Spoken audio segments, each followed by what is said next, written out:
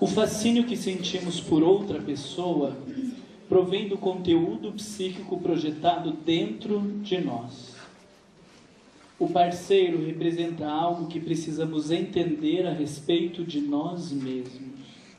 E aí tem uma parte do Sten que eu não vou ler, mas isso é aquilo que eu falei que a gente não vai ter tempo de falar, do apaixonar-se. Tanto nós estamos falando do aspecto positivo quanto do negativo. Daquele ódio daquela pessoa que você tem, seja a figura idealizada, para a mulher a figura idealizada do homem ou odiada do homem, e para o homem a figura valorizada ou odiada da mulher.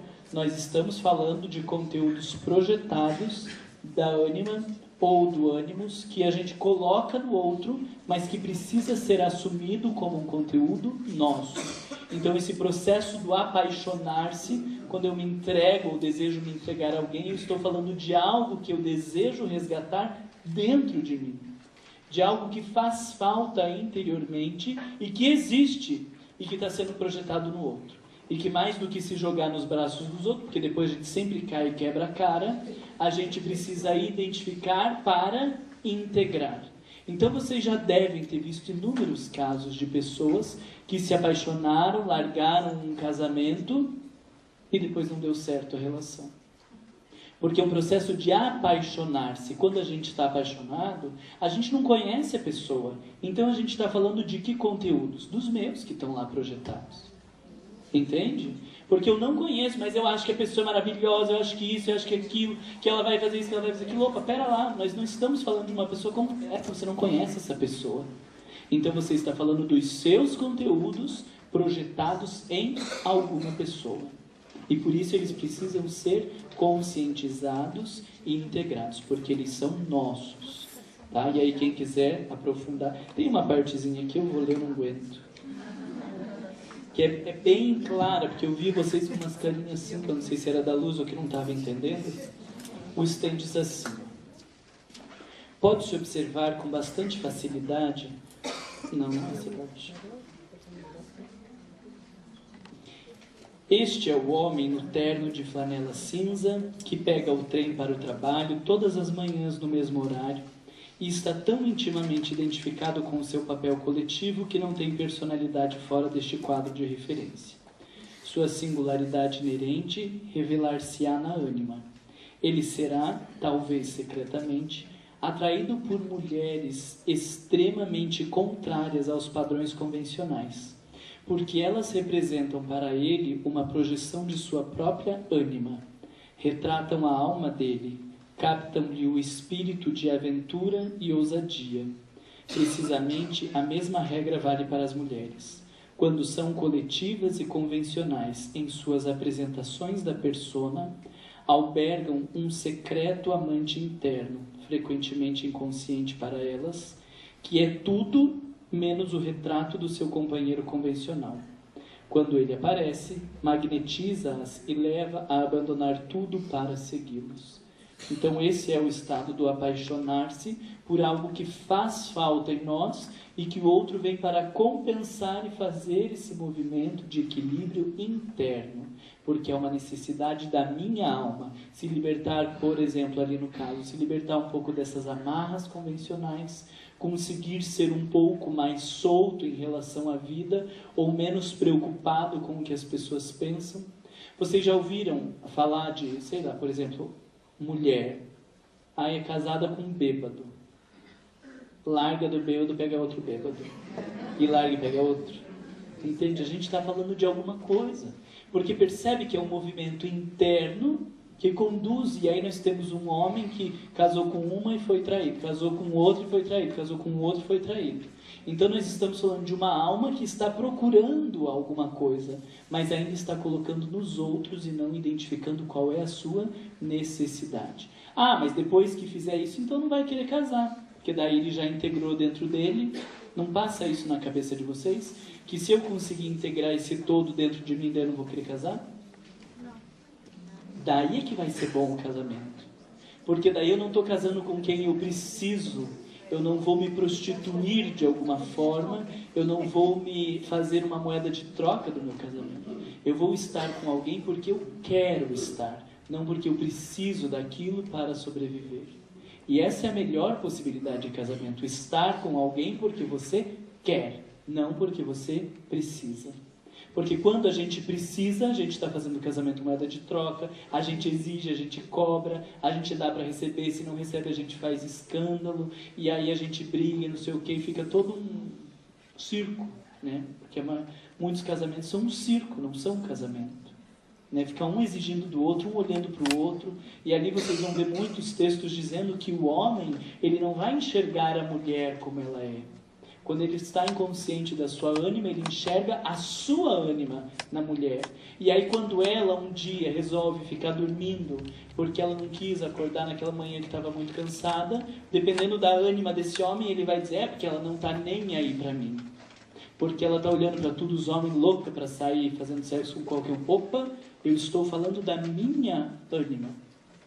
E a mulher, da mesma forma, quando vê no homem a postura que parece que condena, que não está nem aí, que não sei o que, nós estamos falando de um movimento do meu ânimos, que pode até em algum momento ser igual a alguns comportamentos do meu marido, mas esta projeção é dos meus conteúdos. E aí é que o casamento se torna uma coisa tão conflituosa, porque o homem enxerga uma coisa naquela pessoa, na mulher, e a mulher enxerga outra coisa no homem, mas ninguém está se relacionando com o seu parceiro verdadeiro. Estamos nos relacionando com nossos parceiros invisíveis. E aí fica um dizendo uma coisa, o outro dizendo outra coisa, um dizendo que fez, o outro dizendo que não fez, o outro dizendo que foi com essa intenção, que não foi, se degladiando, porque um precisa do outro para se completar, e não porque quer estar com o outro. Eu queria ter feito esse encontro, um encontro só com os homens e um encontro só com as mulheres. Porque daí ia ser muito legal da gente poder aprofundar só a dimensão de ânima e poder aprofundar só a dimensão de ânimos. Mas como o nosso calendário não comporta, e a gente está com tão pouco tempo... Hã? Ah, sim, da onde que eu tiro horário para fazer isso? Não, não é por má vontade. Hã? Ah, então a federação está fechada. Olha lá. As imagens de uma mulher aparecem... Então ali eu estou falando das projeções aqui das fantasias sexuais. As imagens de uma mulher aparecem nas fantasias sexuais de um homem, porque ela representa a metade que está faltando para ele, o outro lado de sua personalidade, com o qual ele precisa se relacionar, se ele quiser ser completo e vice-versa com uma mulher.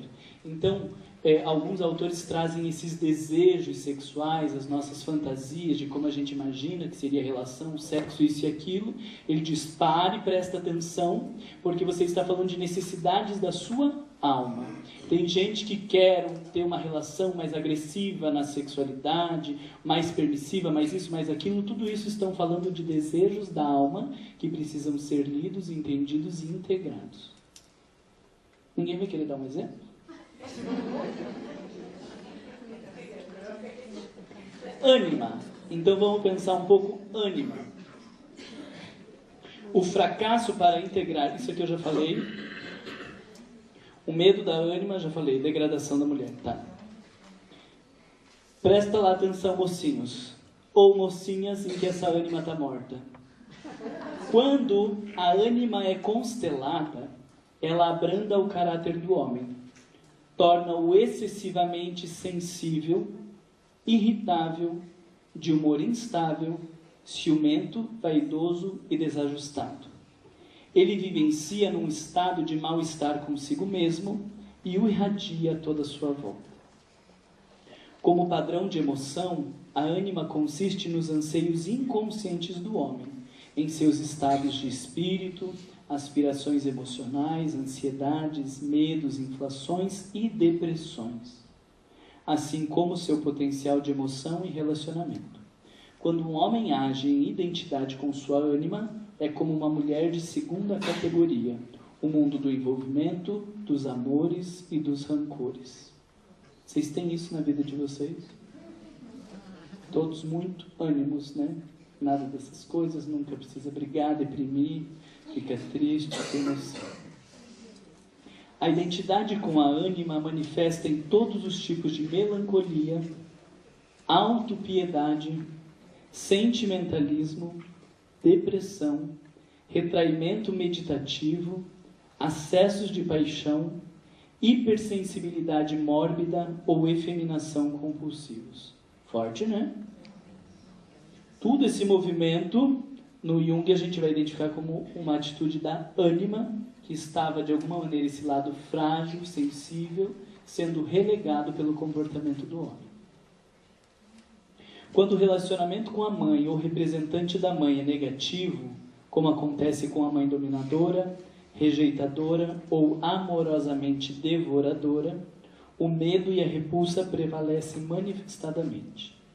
As mulheres e as situações que refletem semelhanças com as características e atitudes destrutivas da mãe são temidas e rejeitadas. Um homem será atraído por mulheres que na superfície parecem com o oposto da sua mãe, mas apenas na superfície, pois a ânima invariavelmente atrai em termos de sua marca original. Isso vocês já devem ter ouvido muito falar, né? Que a mulher procura um representante do pai em geral e que o homem procura um representante da mãe quando é heterossexual. E aí eu achei bem interessante isso que o Whitman fala, que muitas vezes parece o oposto daquela mãe. Mas na intimidade, nos traços mais profundos, a gente vai ver condutas muito parecidas com a da mãe, porque elas refletem a ânima interna. A inflação pela ânima é um estado no qual ambições, esperanças e desejos são confundidos com fatos e realidades acontecidos. Devido à inflação, o fato de estarmos apaixonados por nossa própria grandeza nos priva do nosso senso de limitações humanos. Então nos tornamos exigentes em relação a nós mesmos e intolerantes em relação aos outros. Deu para pensar aí vocês? Eu vou mandar os slides, vocês pensam melhor em casa. Ânimos, o lado masculino da mulher. O ânimos representa a masculinidade recessiva ou aspecto yang da mulher, seu ímpeto de ação, sua capacidade de julgamento e discriminação. Quando essas funções não são suficientemente conscientes, a mulher julga as pessoas, as coisas e as circunstâncias, mas especialmente os homens, pela autoridade da imagem inconsciente e pelo padrão emocional esperado ligado àquela imagem e não por suas qualidades. A mulher conduzida pelo ânimos é governada por preconceitos, noções e expectativas preconcebidas e é dogmática, argumentadora e hipergeneralizadora. Embora vocês digam, não, imagina.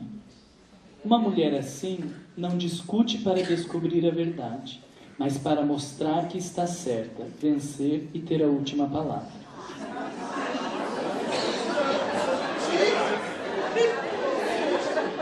Quem acha que existe, levanta a mão aqui. Quem acha que existe isso, levanta a mão aqui. Ah, elas assumem. Ela prefere estar certa num argumento a levar a sério o relacionamento humano. A vida e os homens são julgados e rejeitados se não se encaixarem nos moldes de suas noções preconcebidas.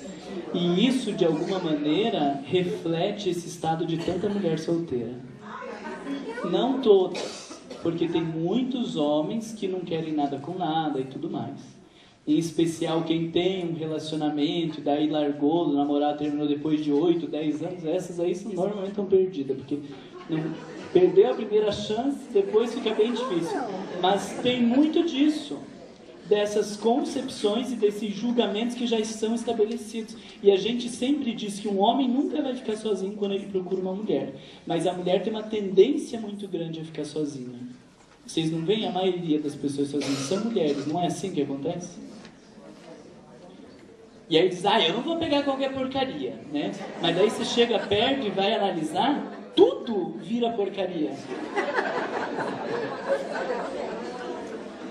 O ânimos, muitas vezes, impede outras pessoas de captar e experimentar o lado de sentimento e de calor humano de uma mulher. Os filhos sentem-se privados da afeição materna. A mãe se aproxima deles como uma dura disciplinadora e as atitudes de julgamento e de crítica. Facilmente, elas se sentem ofendidas em seus sentimentos e ficam tremendamente indignadas. Isso também não acontece, né? Tremendamente indignadas, mostram-se agressivas e não compreendem por que as outras pessoas não gostam delas. Mas não é um agressivo de gritar e dar na cara. Como que é o agressivo da mulher? Ela fala, ela pune, então não vai ter sexo, então não sei o quê. Não é assim que funciona? Estou falando alguma mentira? E acha que é boazinha, que é super querida, entende? Mas naquela fala mata uma pessoa, né? Mata uma pessoa. E que se o homem baixar a cabeça naquele momento e dizer, tá bom, meu Deus, aí que ela se sente. Aí não para de falar. Meu Deus, você não vai parar de falar? Ué? Tá te incomodando? Eu não tô falando uma verdade? Então é bem assim. Sem o contato consciente com o ânimos, o ego feminino tende a assumir uma posição extremamente agressiva ou fraca e insuficiente. É isso que eu acho que é o mais difícil para vocês pensarem. Ou uma postura extremamente agressiva, ou fraca e insuficiente. Ou então uma combinação dos dois extremos. E é por isso que, para mim, me parece muito difícil a mulher contactar e viver bem com ânimos. Porque ou ela começa a ser tocada por esse ânimos e se torna uma mulher impositiva e de difícil relação, ou ela se faz, neste processo, fraca, insuficiente, submissa, guardando mágoas, acumulando ressentimentos e mais ressentimentos. E não consegue dizer um não, pera lá, você está me machucando, agora chega. E o equilíbrio, ele está nisso, né? Porque tem a parte da fragilidade, mas em algum momento eu preciso dizer, opa, para, agora você está me machucando. A mulher não foi feita para ser abusada pelas pessoas, embora a gente traga muitas vezes essa noção arquetipicamente, mas a mulher não foi feita para ser abusada.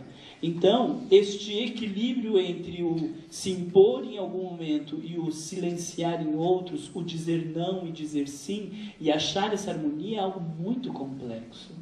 Muito complexo porque ou é possuído por um extremo ou é possuído pelo outro extremo. E o homem também vai funcionar dessa forma, mas na minha cabeça parece que é mais fácil equacionar. Para homem as coisas são mais fáceis. Né? Não tem menstruação, não tem TPM, não tem um monte de coisas que fica mais fácil de equacionar. Mas também vive porque ou é de uma atitude rígida, ou entra num processo de fragilidade dominado pela mulher. E aí vocês devem ver muitos casamentos, onde a mulher tem uma dominação sobre o homem de maneira, às vezes, extrema e agressiva. A Joana, no Triunfo Pessoal, preciso falar para vocês, mas eu discordo dela. Ela diz assim, não tem problema nenhum quando se encontram essas polaridades da mulher e do homem, mas eu acho que tem problema sim. Porque ali tem um predomínio maior de uma energia do que de outra. Então, o problema não está, pode viver ótimo no casamento, mas se a gente está aqui caminhando para uma comunhão interna, esse homem não pode se prevalecer de uma mulher que dá a cara a tapa e que faz tudo. E nem a mulher se prevalecer de um homem que faça tudo e ela vive só a parte frágil. Todos nós precisamos caminhar para esse processo de integração, onde tem momentos, a exemplo de Jesus, que eu posso ser extremamente acolhedor e afetivo, e tem outros momentos que eu preciso inquirir, questionar e até às vezes constranger os outros, porque se colocaram numa situação constrangedora. E isso é tanto para homens quanto para mulheres. Aí é possível, né, ter altruísmo. Sem isso não é possível. Isso não acontece se você vive uma situação de coerção e submissão do outro lado. Submissão e perde a condição de altruísmo. Perde a possibilidade de amar de verdade, né? Porque vê, se a gente não tiver esta parte que consegue separar, se impor e dizer não, pera lá, e se não tiver a parte da entrega, não é possível ter amor verdadeiro. Se a mulher aceita tudo, leva tudo, ela vai se ressentindo, ela vai se magoando. Se ela não souber se defender, chega uma hora que ela está a ponto de matar todo mundo. E aí vocês devem ver pessoas que são mais velhas e muito ressentidas com o casamento. Anularam a sua sexualidade, anularam esse sentimento de intimidade, viram verdadeiras carrascas de marido, porque fica ali pegando pé, implicando com tudo, né? O jeito de pegar no garfo, o jeito de não sei o que está agora pondo para fora todo o sentimento de vingança que ficou guardado de uma mulher boazinha que foi a vida inteira. Além de somatizar, né? Ah, e somatiza, tudo mais, né? E o homem vira um vagabundo, que daí sai, trai, faz tudo à torta e à direita, porque não conseguiram integrar essas coisas, né? Só um pouquinho. Que acessou daí. Só que acessou não de uma maneira equilibrada, né? Virou. E aí continuou no mesmo problema, né? Porque o fato era conseguir dizer agora, então, o que eu aprendi nessa relação, o que isso foi importante para mim, e conseguir integrar para ser um marido maravilhoso para outra esposa, embora deve gerar obsessão, né? Porque eu penso assim, né? Uma mulher que sofreu igual uma cachorra, morre, e daí depois o marido vira maravilhoso para outra, meu Deus, isso não é um processo obsessivo, com certeza, né? Mas esse seria o ideal, né? Que a gente saísse de cada relação, ou mesmo a gente não precisa sair de uma relação, que a gente possa estar constantemente se questionando o que essa relação me acrescenta, que partes são essas do outro que eu preciso despertar em mim mesmo para ser mais completo, para ser mais pleno. E na medida que a gente vai desenvolvendo isso em nós, porque existe em potencial, nós podemos estar mais inteiros nas relações com as pessoas. Isso não só em relação conjugal, nós estamos falando de todas as relações, né? Agora, aquele ali, ele acessou daí aquela parte que ele perdeu da outra, ele precisou descobrir essa parte, e aí deixou aquela parte anterior. Isso é um problema, né? Deveria ter feito um processo de integração, e não de compensação. Uma mulher não pode se tornar um ser humano real. Essa frase, presta atenção. Uma mulher não pode se tornar um ser humano realizado sem integrar conscientemente pelo menos um mínimo de agressividade, positividade e raciocínio independente e transformá-lo em seu próprio. Permanecer presa ao estereótipo do maternal dócil e amoroso que é incapaz de pensar em si própria significa a morte da personalidade real. E aí você leu essa frase, agora ele vai ver. Agora ele vai ver, porque o Marlon disse que eu preciso ser agressiva, que eu preciso fazer a coisa... Não é disso que nós estamos falando. Daí você enlouqueceu, ou fez esse movimento de oposição. É o conseguir ser agressiva... desandou ali. Conseguir ser agressiva...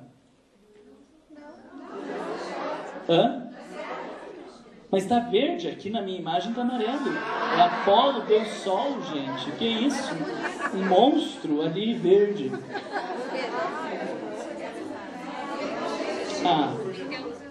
Alguém que tem uma luz. Não tem ninguém lá em cima. Cadê o Denilson?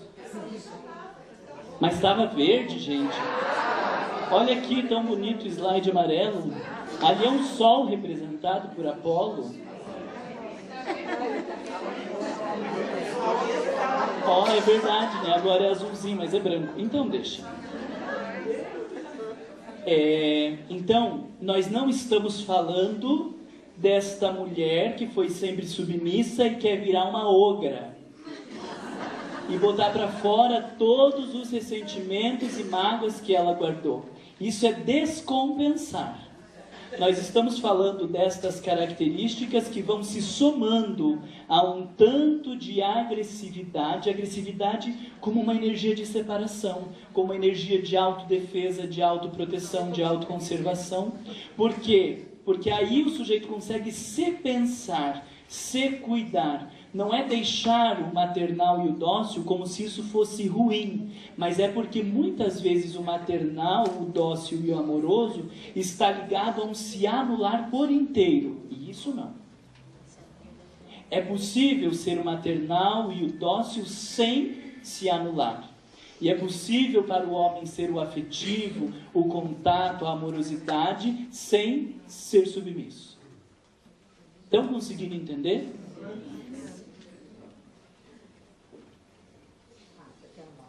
Quando projetado, o ânimos explica as profundas e realistas fascinações da mulher.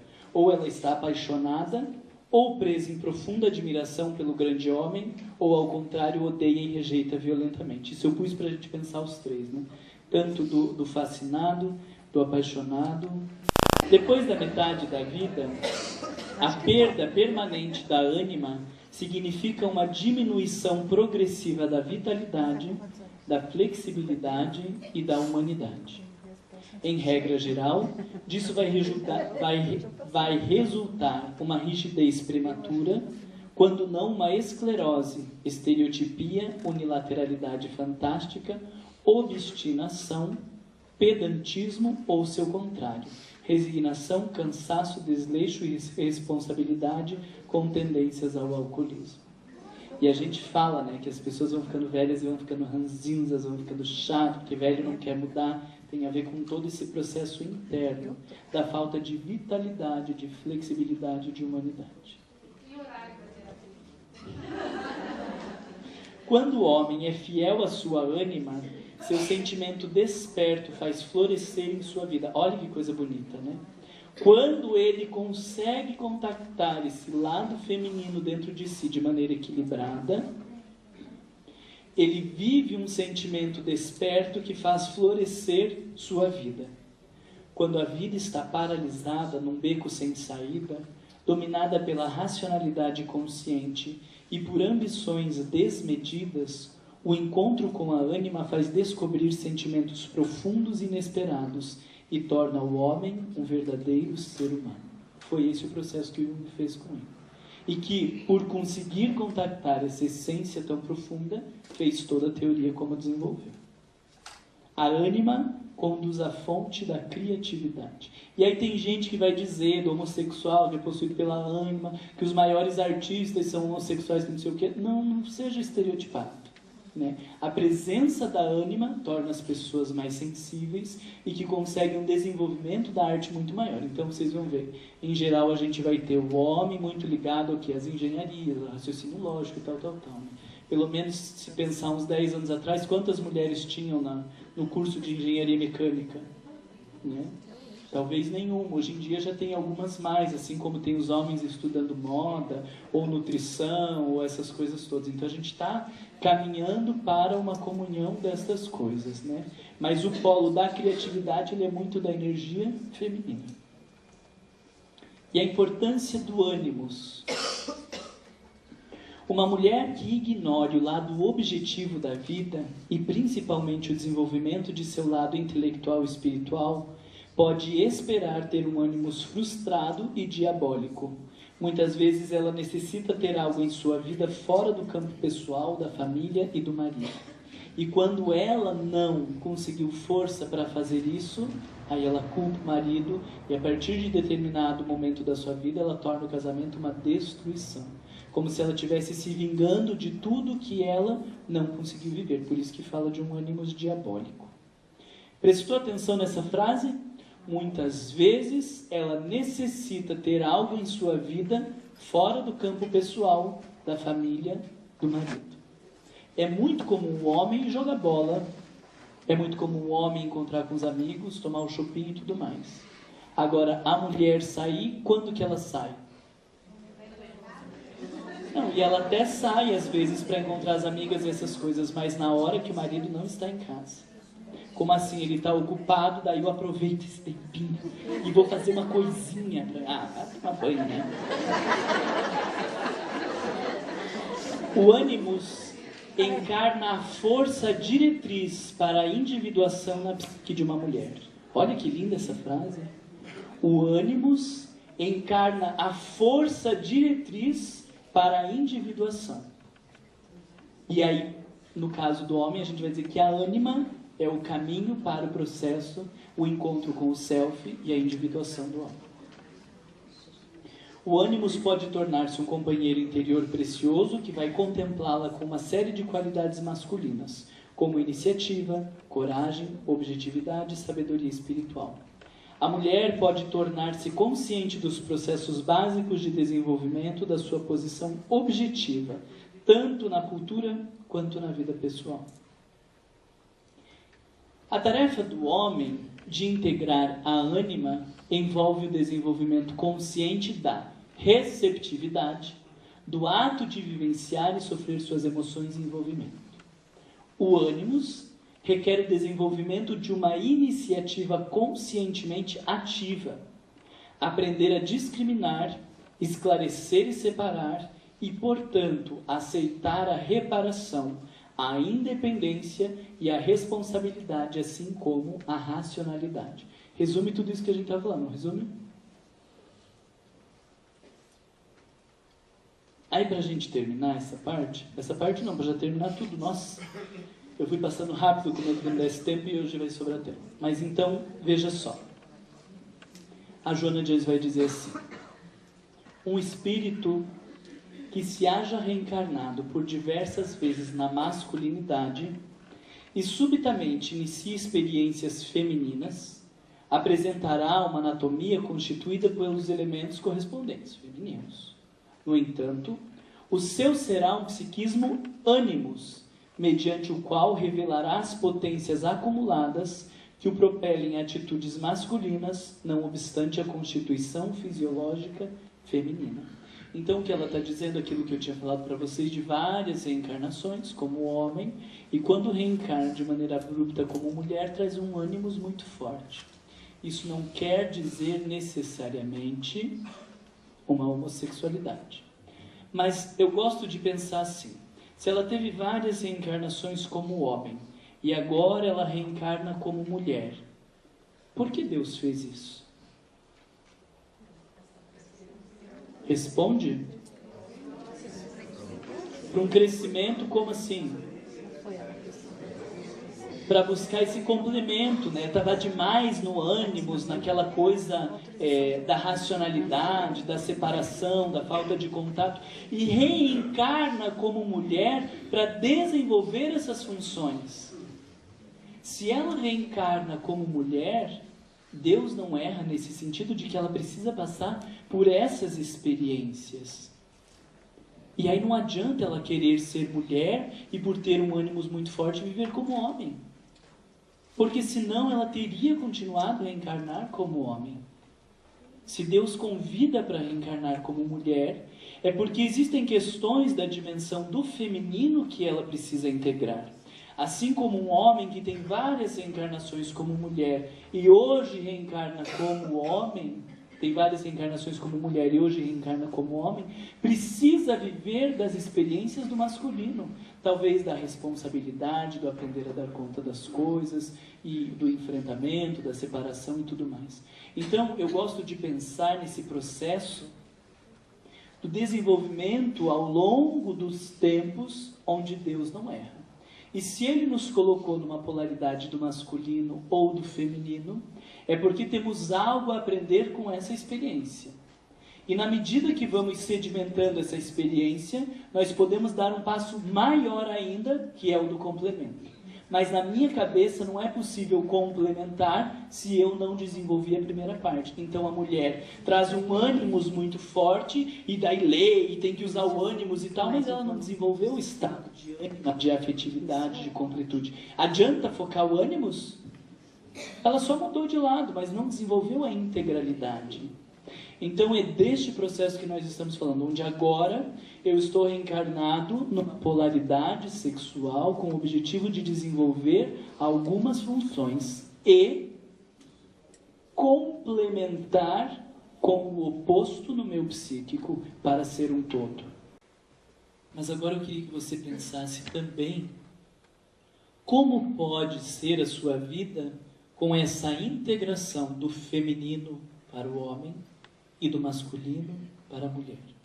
Então, no homem existe o masculino bem desenvolvido, e o que esta ânima, esse lado feminino, pode acrescentar à sua vida, pode te fazer agir diferente, pensar e ser diferente, sem descaracterizar a dimensão básica do masculino. E a mulher, pensar então como o processo de integração do ânimos, ele pode auxiliar neste movimento de separação, de energia, de iniciativa, sem descaracterizar a base feminina que faz parte da sua realidade fisiológica.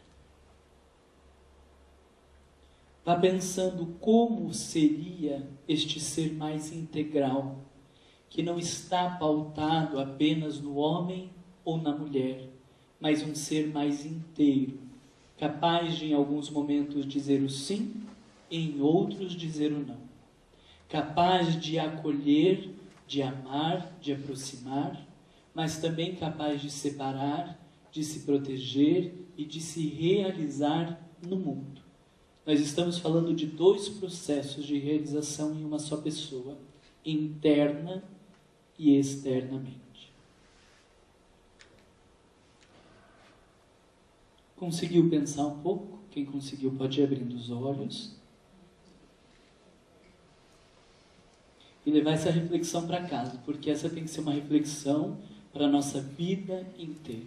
Vamos ter momentos onde a gente está mais polarizado para um lado, mais polarizado para o outro, e a gente geralmente faz um movimento de pêndulo até encontrando o equilíbrio. Olha que bonita essa imagem. Devemos viver o que a Terra nos destinou. Isso é o que estou pensando e compartilhando com vocês. Se somos homens, desenvolver a masculinidade. Se somos mulheres, a feminilidade. Mas o que Jung nos ensina é que precisamos buscar o equilíbrio dessas forças em nós, porque Deus está no encontro dessas energias. Deus não está nem no masculino e nem no feminino somente, mas na comunhão. Vamos fazer a oração para a gente encerrar?